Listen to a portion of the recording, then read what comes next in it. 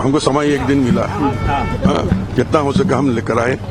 हम कानून मानने वाले हैं, इसलिए हम लाए हैं। सरकारी मुलाजिम में टीवी में आप लोग जो देख रहे हैं हम भी वही देख रहे हैं। अब ईडी का क्या निष्कर्ष आएगा बाद में बताइए।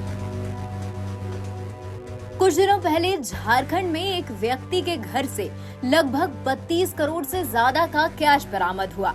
ये व्यक्ति कोई और नहीं बल्कि मंत्री आलमगीर आलम के पीएस का नौकर था, जिसकी इनकम लगभग 15,000 रुपए हर महीना रहती रही होगी।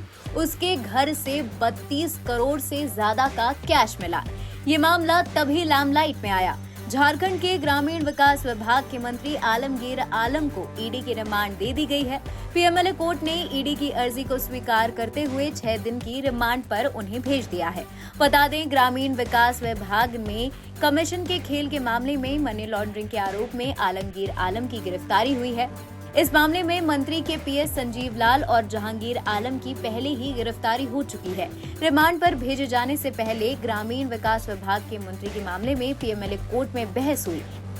ईडी की तरफ से रखी गई दलील में टेंडर कमीशन का पूरा खेल मंत्री के दिशा निर्देश में चल रहा था, ऐसे कहा गया। साथ ही कहा गया कि मंत्री का निजी सचिव संजीव लाल पैसे की उगाही कर संयोजक जहांगीर के पास रखवाता था। मामले में बचाव पक्ष की तरफ से दलील दी गई कि दोनों पक्ष में बहस के बाद कोर्ट ने उन्हें 6 दिन के रिमांड पर आलमगीर आलम को भेज दिया। बता दें, ईडी ने 10 दिनों की रिमांड मांगी थी, लेकिन पीएमएलए कोर्ट ने उन्हें 6 दिन की रिमांड की स्वीकृति दी। बता दें, बुधवार को प्रवर्तन निदेशालय ने मनी लॉन्ड्रिंग के मामले में राज्य मंत्री और कांग्रेस नेता आलमगीर आलम को बुधवार को सलाखों के पीछे भेज दिया था। एक दिन पहले मंगलवार को जांच एजेंसी के सामने पूछताछ के लिए वो पेश हुए थे। मंत्री के पीएस संजीव लाल और उसके नौकर जहांगीर को जांच एजेंसी ने 6 मई को गिरफ्तार किया था। छापेमारी में जहांगीर के फ्लैट से लगभग 35 करोड़ से ज्यादा का कैश मिला था। दोनों को रिमांड में लेकर ईडी पिछले 8 दिनों से पूछताछ कर रही है। जहांगीर ने ईडी के सामने माना कि पैसे संजीव लाल के हैं। इसके बाद जब ईडी ने संजीव लाल से पूछताछ शुरू की तो पहले उसने इनकार किया। बाद में ईडी ने उसके विरोध में साक्ष्य पेश किए तो उसने मान लिया कि ये जो पूरे 35 करोड़ हैं वो टेंडर कमीशन के ही हैं।